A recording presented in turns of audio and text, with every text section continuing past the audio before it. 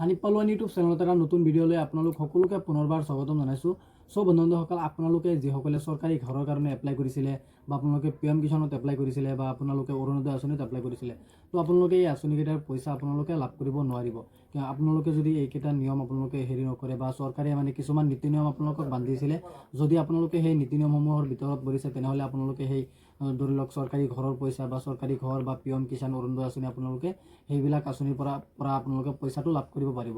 ইয়াৰ মাজতে আমাৰ মানে মুখ্যমন্ত্ৰী ডাঙৰীয়াই ডাইৰেক্ট এনেকৈ কৈছে, যদি আপোনালোকে এটা ৰেচন কাৰ্ডত মাত্ৰ আপোনালোকে এজনে মানে অৰুণোদয় আঁচনিখন আপোনালোকে লাভ কৰিব পাৰিব। বা ধৰি লওক আপোনালোকে যদি ঘৰত যদি ইনকাম টেক্স দিয়া মানুহ আছে বা আপোনালোকৰ ঘৰত যদি চাকৰি আছে তেনেহ'লে কিন্তু আপোনালোকে অৰুণোদয় আঁচনিৰ টকাটো লাভ কৰিব নোৱাৰিব।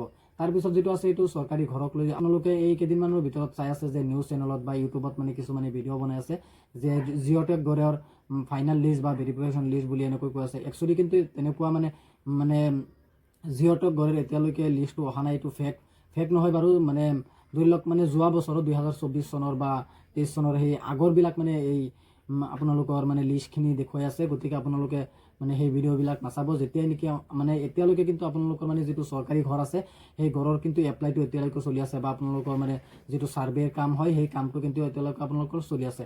যেতিয়ালৈকে মানে এই কামটো গোটেই অসমত মানে এই কামটো চলিয়ে থাকিব তেতিয়ালৈকে কিন্তু আমাৰ মানে যিটো মানে জিঅ'টেগিং লিষ্ট আছে সেই লিষ্টটো কিন্তু আমি আমাৰ ডিষ্ট্ৰিক্ট ৱাইজ বাই ৱাইজ সেই লিষ্টটো আমাৰ নাহে যেতিয়ালৈকে মানে এপ্লাই চলি থাকিব। ধৰি লওক আপোনালোকে PM কিষাণত এপ্লাই কৰিছিলে বা যদি আপোনালোকে PM কিষাণত মানে আপোনালোকে যদি আপোনালোকৰ মানে লেণ্ড ডকুমেণ্টটো যদি এতিয়াও আপোনালোকে আপলোড কৰা নাই বা আপোনালোকে ধৰি লওক KYCটো এতিয়ালৈকে কৰা নাই বা আপুনি যদি সেই মানে PM কিষাণৰ মানে যি মানে হিতাধিকাৰীসকলৰ মানে যিটো নিয়ম কানুন চৰকাৰে ডাইৰেক্ট বান্ধি দিছিলে সেই নিয়ম কানুনৰ ভিতৰত যদি আপোনালোকে পৰিছে, PM কিষাণৰ হিতাধিকাৰী লিষ্টৰ পৰা কিন্তু আপোনালোকে বঞ্চিত হ'ব পাৰে আপোনাৰ নামটো ডাইৰেক্টলি কটা যাব পাৰে।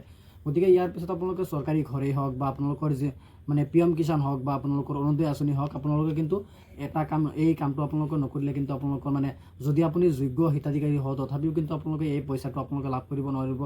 যদিও আপোনাৰ চৰকাৰী ঘৰৰ পইচা হয়, যদি আপুনি চৰকাৰী ঘৰৰ কাৰণে যোগ্য হয় তথাপিও কিন্তু আপোনালোকে যিকোনো আঁচনিৰ পৰা আপোনালোকে কিন্তু এই পইচাটো লাভ কৰিব নোৱাৰিব। এই মানে কাৰণটো হৈছে যদি আপোনালোকৰ আধাৰ কাৰ্ড আপোনালোকৰ বেংকৰ একাউণ্টৰ লগত মানে শ্বেডিং ষ্টেটাছটো বা এক্টিভ হৈ থকা নাই তেন্তে কিন্তু আপোনালোকে এই পইচাটো লাভ কৰিব নোৱাৰিব। কাৰণ যেতিয়াই মানে চৰকাৰে কোনো ধৰণৰ এটা পইচা দিয়ে তেতিয়া কিন্তু আপোনালোকৰ মানে যিটো আমি DBD লিংক কওঁ বা আপোনাৰ আধাৰ কাৰ্ডৰ লগত যিটো বেংকৰ একাউণ্ট যিটো শ্বেডিং ষ্টেটাছ বুলি কওঁ আমি, সেই শ্বেডিং ষ্টেটাছটো আপোনালোকৰ লাগে। তেতিয়া কিন্তু চৰকাৰে মানে আপোনালোকক ডাইৰেক্টলি মানে শ্বেডিং ষ্টেটাছত পইচাটো পঠিয়ায় আৰু আপোনালোকৰ বেংকৰ একাউণ্টৰ মাধ্যমেৰে আপোনালোকে বা আধাৰ কাৰ্ডৰ মাধ্যমেৰে আপোনালোকে ফিংগাৰ প্ৰিণ্ট দি আপোনালোকে গৈ পেলাই মানে আপোনালোকে পইচাটো উঠাই লৈ আহিব পাৰে।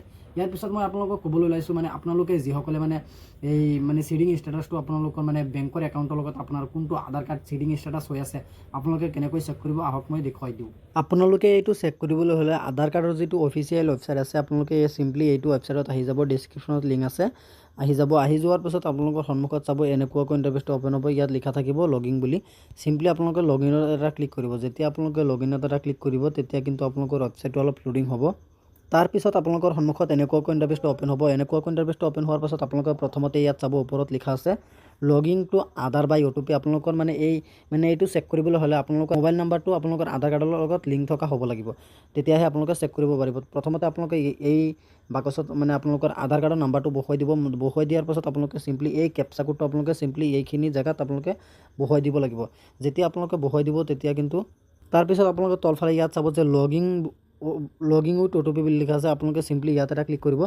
যেতিয়া আপোনালোকে ইয়াত এটা ক্লিক কৰিব তেতিয়া কিন্তু আপোনালোকৰ ৱেবছাইটটো অলপ লোডিং হ'ব আৰু আপোনালোকৰ আধাৰ কাৰ্ডৰ লগত যিটো মোবাইল নাম্বাৰ লিংক হৈ আছে সেইটো মোবাইল নম্বৰত এটা OTP আহিব। আপোনালোকে চিম্পলি OTPটো ইয়াত বহুৱাই দিব লাগিব। আপোনালোকে OTPটো বহুৱাই আপোনালোকে তলফালে চাব ইয়াত লগিং বুলি লিখা আছে। আপোনালোকে চিম্পলি লগিনত এটা ক্লিক কৰিব। যেতিয়া আপোনালোকে লগিনত এটা ক্লিক কৰিব তেতিয়া কিন্তু আপোনালোকৰ ৱেবছাইটটো অলপ লোডিং হ'ব।